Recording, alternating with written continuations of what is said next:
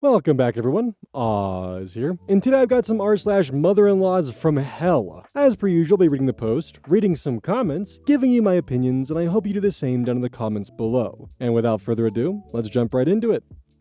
Mundane Wall 7220. Husband wants to know how mother-in-law can redeem herself. I'm no contact because mother-in-law kissed our daughter with a cold sore, recorded herself laughing about it, and blew up on Facebook about how I was cutting her off, didn't say why. Husband was very limited contact. Both message each other like nothing's wrong. To each of their own.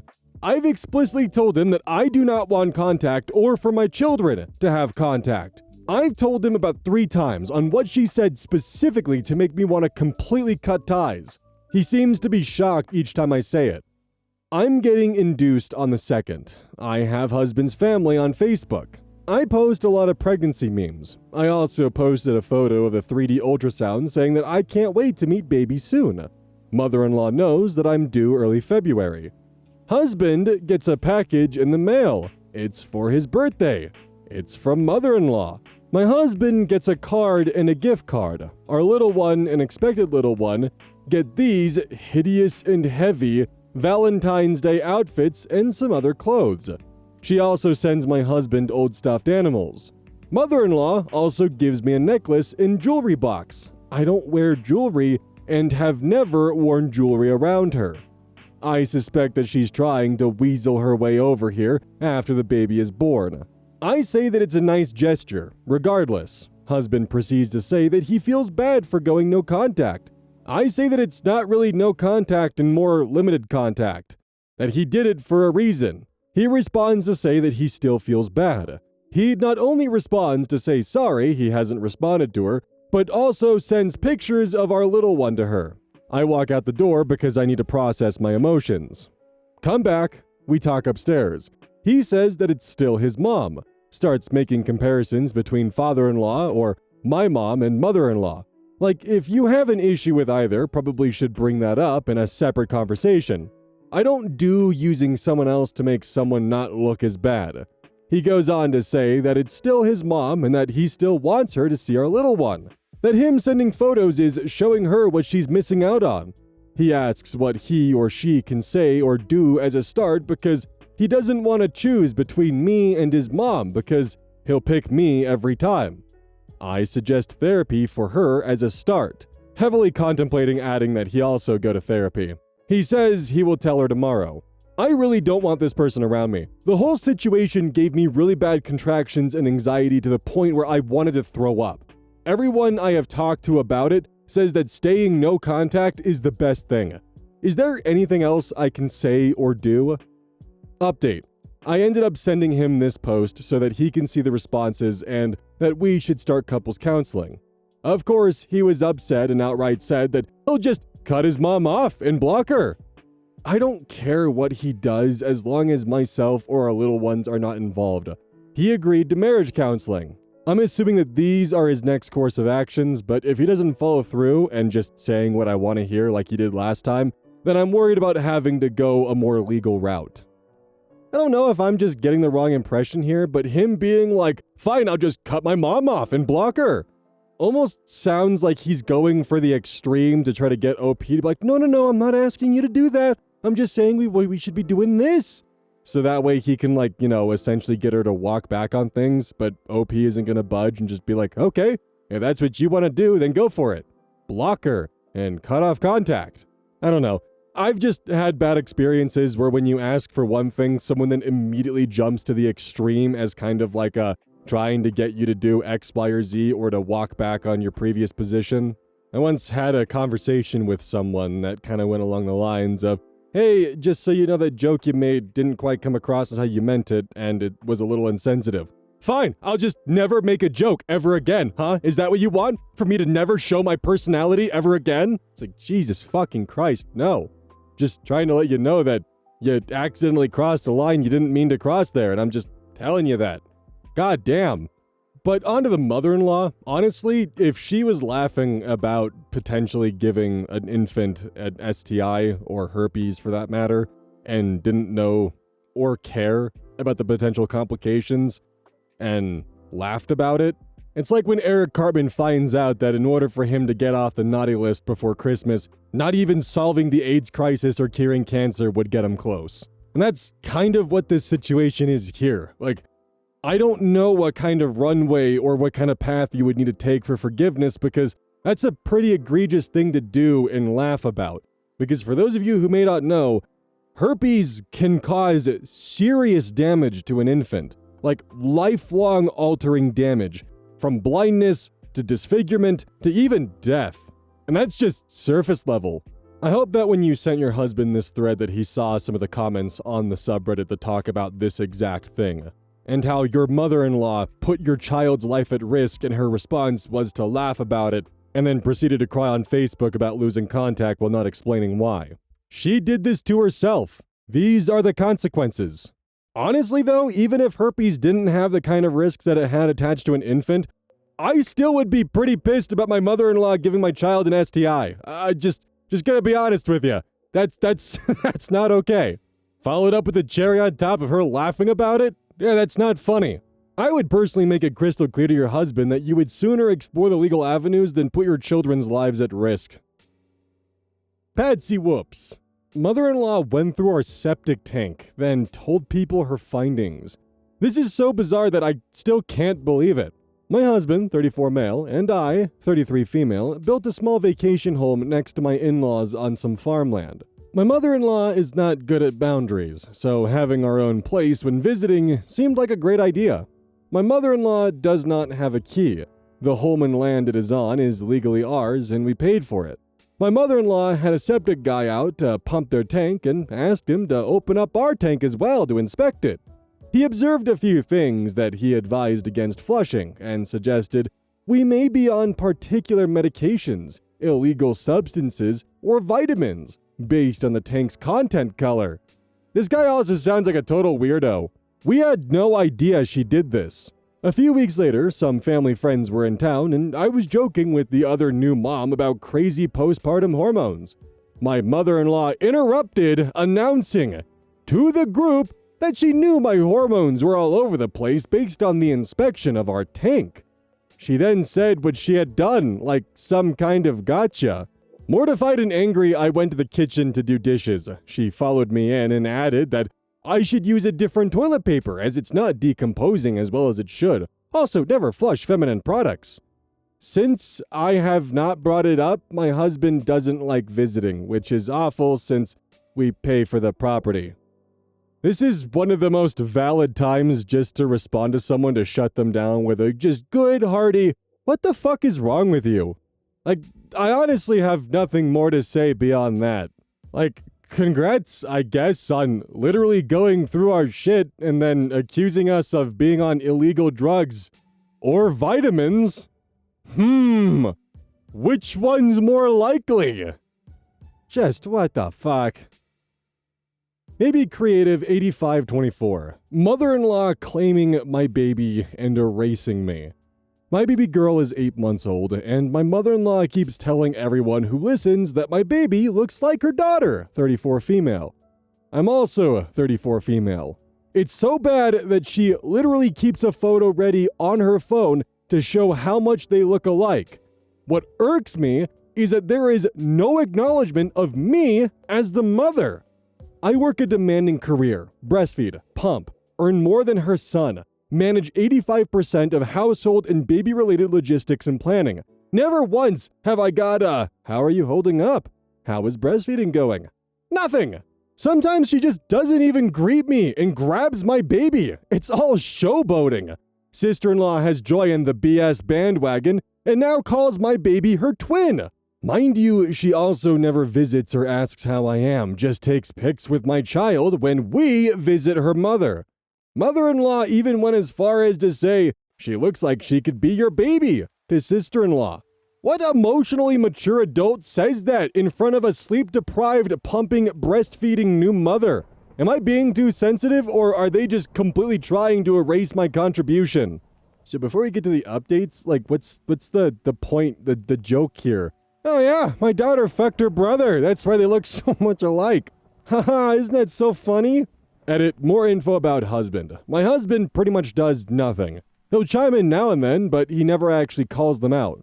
I've spoken to him about it, and he said he'd speak up more in the moment more, but he doesn't really. His version of speaking up is just saying, no, she looks like herself, she's her own person. His mother and sister don't even hear it. I actually posted on here to get validation to have another chat with him about standing up for me in a more direct way. I sometimes feel like maybe I'm being too sensitive. I try to avoid talking about it because I don't want to make it awkward for him. I guess I feel like it's not his fault that his mother is crazy. Also, his father passed away 10 years ago, and he has a weird sense of responsibility to his mother. I know it shouldn't be an excuse, but I just end up feeling like I'm putting him between a rock and a hard place when I bring this stuff up. So, 100% in the right here to expect your husband to actually stand up for you, especially with your mother-in-law just snatching the baby out of your arms when she comes to visit. Because I understand why you're not fighting back because your fear is injuring the baby, so it's kind of just putting you in a split-second decision moment of, do I fight this and risk injuring my child or just let her take the baby? So I understand why you quote-unquote let that happen, as some commenters are pointing out and asking why you're letting it happen. And to me, that's just the obvious answer there. In the future, though, I would definitely draw a line and just keep your distance and let her know, no, you're not taking the baby out of my arms, back off. Also, 100% by the way, like if this is really bothering you, I would just go right for the aluminum bat to the shins and just swing as hard as possible. And next time they make the joke, just be like, why do you keep joking that your daughter slept with your son? Like, just hit them with that takeaway and just see if they continue making those jokes or comments. Because they're gonna get mad at you. They're gonna get offended. But then, and anytime they fight it, just respond with, yeah, but you keep saying she looks like your daughter. Are you denying that your son is the father? Because if your son is obviously the father because he looks like a member of your family, and you keep saying the sister-in-law looks like the mother, then the obvious conclusion is that you're implying that they slept together, right? Like, just ruin the joke for them. Granted, that only solves one surface-level problem. It's like you're, cutting the top of the weed off but not going for the roots. In this case, the roots are your husband. You're gonna have to have a conversation with your husband about how this makes you feel, how this behavior affects you, and the fact that he needs to actually start standing up for you. And quit letting his family walk all over you when you're exhausted and trying to keep up with a newborn. Definitely not overreacting. You're allowed to have feelings and be sensitive. I mean, after all, you just had a child that's 8 months old. Even if you were being irrational, which you're not, you're allowed some leeway here. Don't be afraid to put yourself first. Both Potato 5635. My mother-in-law went from mildly overbearing to genuinely disturbing after my husband and I got married and found out we were expecting. For context, my husband is an only child from a very small town where everyone knows everyone. We lived with his mother for about 6 months before and around our wedding while my husband started a new job. At first, there were never any huge issues, just uncomfortable comments here and there. She would compare me to his exes, make weird remarks about how my husband was born with defects and how our future baby would probably have issues too. And constantly involve me in family drama that honestly wasn't my business. My husband's family history is also extremely traumatic. His grandfather took his own life, and apparently some family members blamed my husband and his mother for it when he was only 12 years old. Because of that history, I tried really hard to be understanding and patient with her. I also had my own family issues before all of this. I had previously cut contact with my sister and was low contact with my father due to past problems. Recently, I had started repairing those relationships and trying to move forward with both of them.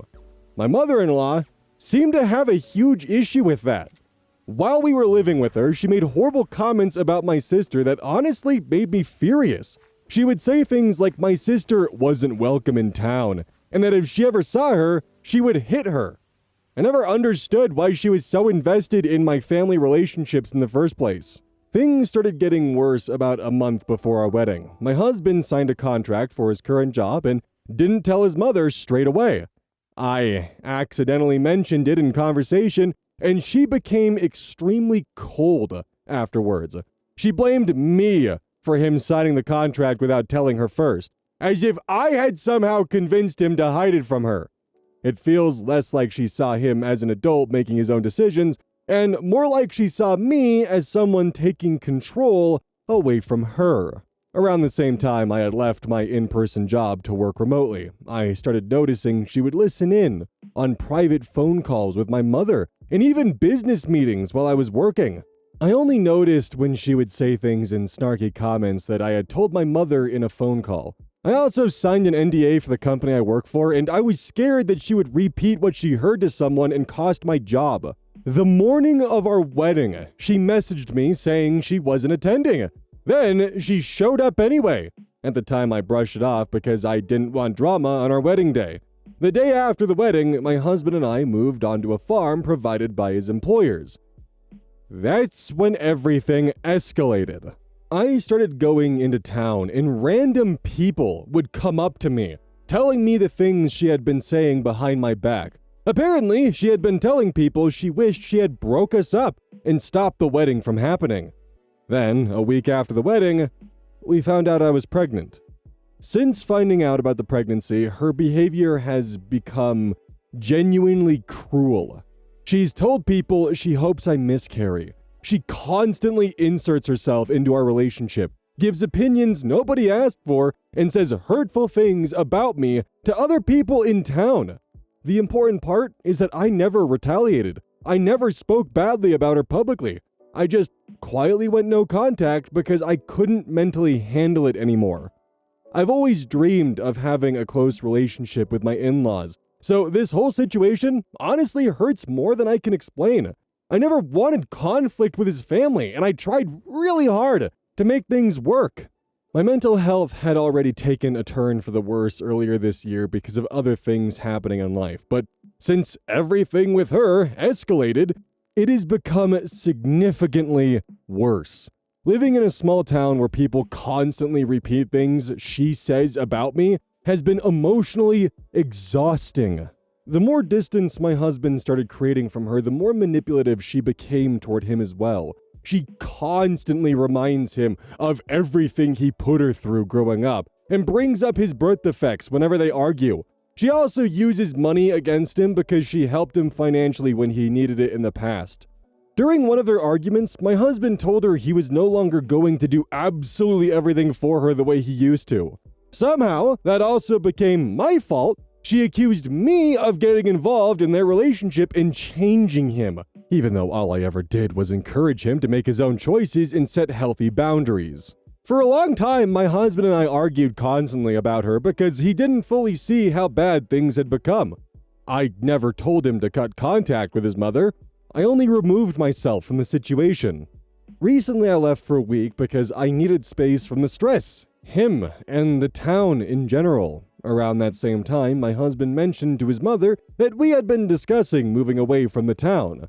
That was when she started accusing me of being controlling and manipulative, saying I was trying to take him away from her, when he was the one who brought up the idea of moving first. I agreed to look at moving due to everything with her, and so I could be close to my family, as we're over a 4.5-hour drive to any of them. Instead of agreeing with her, my husband finally defended me and realized how extreme her behavior actually was. He has now chosen to go no contact himself. We both agreed she will not be involved in our child's life and will not be given information about my pregnancy going forward. I genuinely never imagined things would get to this point, but I don't know how you come back from someone openly wishing a miscarriage on you. The honest truth is, you don't.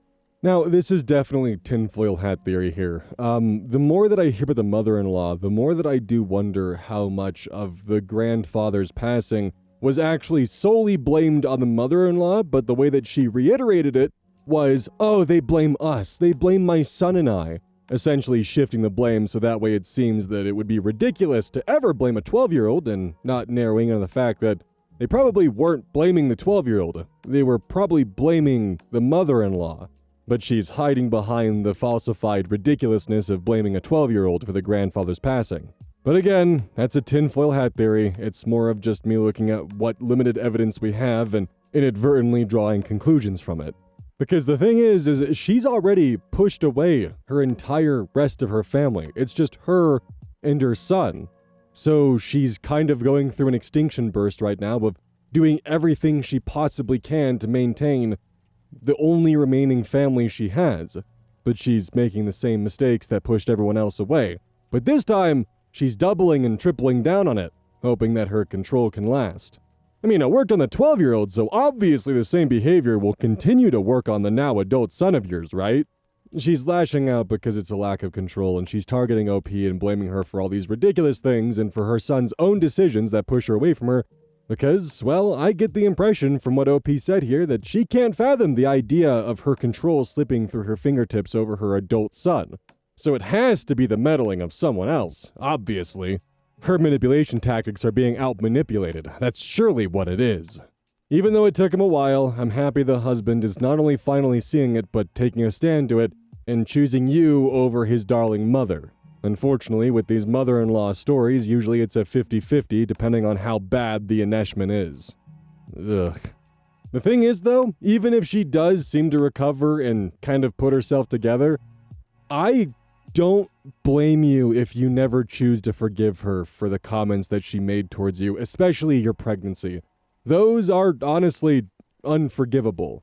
And not to mention the fact that she actively leveraged the birth defects and the financial support for her son against him during arguments. Like, I'm sure a lot of you here have dealt with this either from parents or shitty exes or even shitty friends, where when you call them out on their bullshit rather than engaging in the argument and actually trying to find a solution, they just grab whatever the fuck they can and sling it back at you to bury what you're currently trying to discuss or confront them about. Although I will say, utilizing your son's birth defects as a gotcha in an argument is definitely a new one. Witty Management 621. 621, huh? Mother-in-law tried to train my 6-week-old in 87-degree heat, and then did the gender reveal without us. For those of you who are European and wanting the conversion, that's 30 degrees Celsius. We stayed at my mother-in-law's house with our 6-week-old, and she's very dominant. The whole time, she kept telling me not to hold my baby so she wouldn't get used to it, and would wake her or push me to put her down. Also, she was full of opinions about every single thing. As a result, my baby barely slept and became overtired. The next day, we went to a park for my sister-in-law's gender reveal party, my mother-in-law's daughter. 87 degrees! A DJ, which I didn't know about, and a big crowd. This was my baby's first time in that kind of environment, and she was already overtired. So I kept her on me to help her sleep and avoid overstimulation. My mother-in-law and other family members kept judging my parenting, including why my baby didn't have socks on, and insisting I put her in the stroller. She even made faces to others about me not listening. We eventually went to the car for AC because the baby was too hot/overstimulated and told them we were stepping away. About 40 minutes later, the reveal happened without us. We were the gender keepers, but they did it without us before we could even get back. I was just trying to keep my newborn safe and settled, but instead felt judged and then excluded. Am I overreacting? Update. The next day, my husband went back to her house and picked up our things and acted like nothing happened. When I brought it up, he said he'd talk to her another time, which honestly made me feel even more unsupported. Comment from user SpareTutor8057.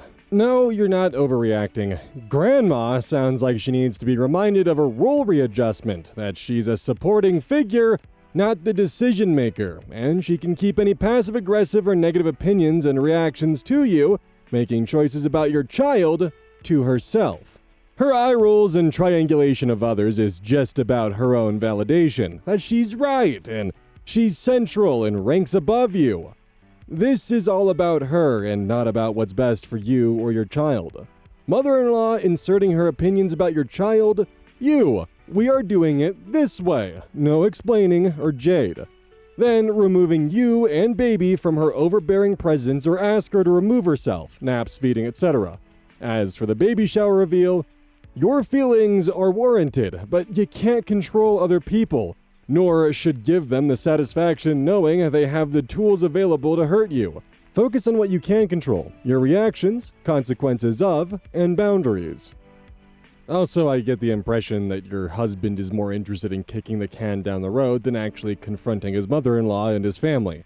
He doesn't want to have to deal with any of that, So he'd rather just pretend like nothing's happening so that way he doesn't have to deal with what would be her triangulated wrath and having his entire family turn against him. So instead, he's just going to kind of shrug and pretend like it's not happening and talk about it another time. Which OP is 100% in the right to feel like neglected and not supported by her husband's behavior because, well, he's not supporting her.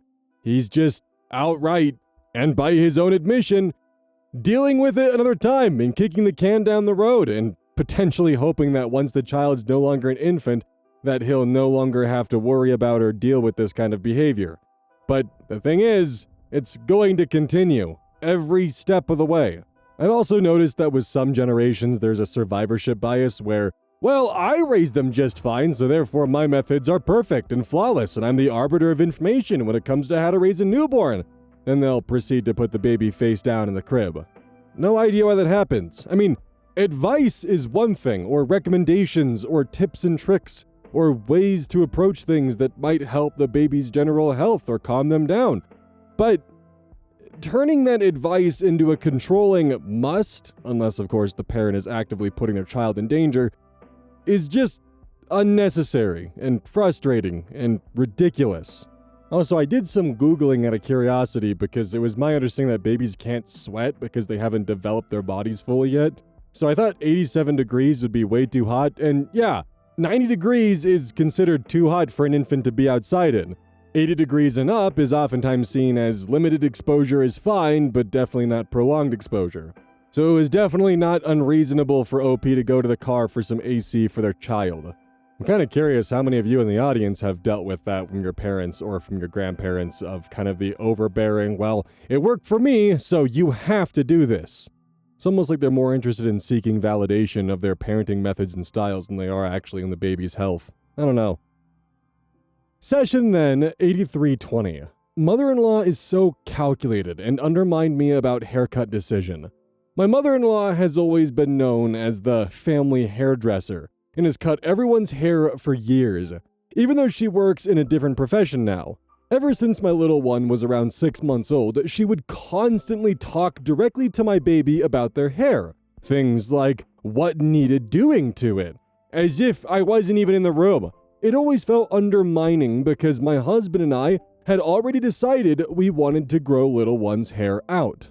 My husband did tell her at one point that we wanted to grow it, but he never directly told her not to touch it, so the subject kind of faded. Then, on March 1st last year, after little one had spent the day with grandparents, including mother-in-law, I noticed immediately from photos I'd taken that my child's hair looked different. I said to my husband straight away, "Your mom has cut it." He completely dismissed it and said his mom would never do that. For days afterwards, I kept saying it looked different. But because he didn't agree, it went nowhere. Fast forward to recently. We finally took little one for what we considered their first haircut at a salon. I told my husband beforehand that he should probably tell his mom before we did it because of how possessive she's always acted about hair and because of the undermining comments in the past. He didn't. After the haircut, he told his mom we'd taken little one for their first haircut. Her response, "But it's not their first haircut, is it?" My husband asked what she meant, and she replied, "Well, I'm a hairdresser," implying little one's hair had already been cut before. He then said, "Well, me and my wife thought you did cut it back then." Mother-in-law then swore on her son's life that she never cut little one's hair. But then, after all of that, my husband later asked me if I'd secretly taken little one to get a haircut myself and not told him. That honestly shocked me because it feels so manipulative and calculated. It feels like she planted that idea to redirect suspicion onto me. What also gets me is that when my brother-in-law/sister-in-law took their son for his first barber trip, mother-in-law cried because she was so emotional about not being the one to do it. Yet when my husband told her about little one's first haircut, she had basically no emotional reaction at all. I know I can't prove she cut it, but she also knows I can't prove it. But I genuinely feel she sees herself as entitled to that role and has undermined me before regarding parenting decisions. My husband fully believes her because she swore on her life. And now I feel like I'm going crazy. Am I overthinking this? And honestly, what would you do in this situation? So either your husband is as clueless as a deaf bat, or he knows what's happening and just doesn't want to face the music. The same woman who cried about the previous grandkids having their hair cut without her is suddenly A-okay with yours having their hair cut, and even makes a joke about, well, it's not their first haircut, is it? Like, you definitely have a controlling mother-in-law, but you also have a husband who is so blind to reality or willfully ignorant of it that you guys might actually need to consider, like, sitting down and having a serious conversation, or potentially even some kind of, like, couples counseling or couples therapy. Because in his mind, it's more likely that you hid the fact that you had your child have their first haircut without him than it is that his hairdresser mother could have just maybe given the little one their first haircut, considering the past of them having a breakdown over the other grandkids getting their haircuts without her knowledge. In addition, while the child was visiting their hairstylist grandmother, they came back with different looking hair. I mean, like, come on. The fact that your husband can't put that together and finds it more likely that you would backstab him speaks volumes. Hello there. Welcome to the outro. Don't forget, gamer subs, use code ODDS at checkout.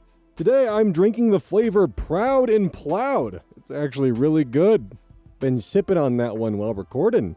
So something I also didn't really think about, and there's kind of a weird sense of like excitement but also sadness for this, is that I'm going to be tearing down my vocal booth once this project's finished. And I know that's kind of a weird thing to be like almost melancholic about. I don't know if that's the right way to put it, or the right pronunciation for that, but I've had this vocal booth set up like this for almost 5 years now when I first moved out and moved here. And originally I was going to do something grand and I had this big plan, but I realized that my inability to finish the project was getting the best of me, and I kind of just slap-chopped it together, got some pegboards from Home Depot, and assembled some stuff pretty quickly, and drilled it into the walls, put up bass traps, and it's been like this for a while. It's a small closet that I took a hammer to the shelves in, and did what I could to turn it into something that I could make content from. It's had some upgrades over the years, but god, it is a finangly mess of bullshit. I'll have to actually get photos of how it's set up before I fully tear it down, but there's like I don't know how to explain it. It's like two sides of the same coin. The booth is like a reminder of everything that was supposed to be when moving here, and everything that it never was, everything that fell the wayside, every project I let slip, everything that I kind of failed in. But also, by tearing it down, it's kind of moving on from that and accepting that it's going to be a new chapter. Same goes for tearing apart that office. I had kind of a moment where now that the floor is fully clean and it's ready to be kind of, well, painted and worked on and skim coated, I just kind of had to sit there and think about everything that's happened over the past almost, well, 5 years at this point. I don't mean for the outro to be kind of a rambly journal entry here. It's just something that's really been on my mind while working on all of this, and it's just kind of, I don't know, it's weird. I don't know if I'm closing a chapter or if I'm closing a book, but I guess I'll find out.